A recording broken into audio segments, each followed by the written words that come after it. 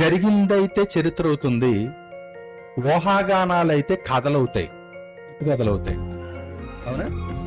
అంటే ఊహించి చెప్పే వాటిని మనం చరిత్ర అని చెప్పి ఎప్పుడు కూడా అనలేము. కథలు మాత్రమే. ఊరికే ఊహించుకొని, మనుషులు ఊహించుకొని రకరకాల కథలు సృష్టిస్తూ ఉంటారు. అవి ఎప్పటికీ చరిత్ర కాలేవు, ఎందుకంటే వాటికి ఆధారాలు ఉండవు.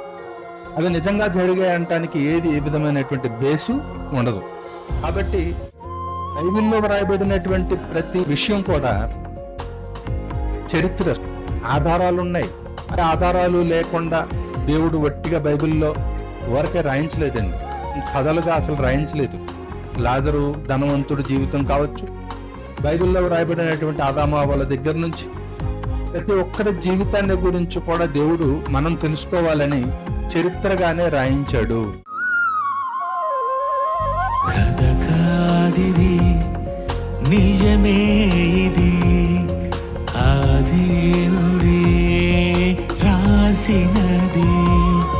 చదవాలి నీవు ఆ దేవుని పుస్తకం, బడిలోని చెప్పని సృష్టికర్త పుస్తకం. పరలోకము నుండే పంపబడినది, పరిశుద్ధాత్మ ప్రేరణతో రాయబడినది.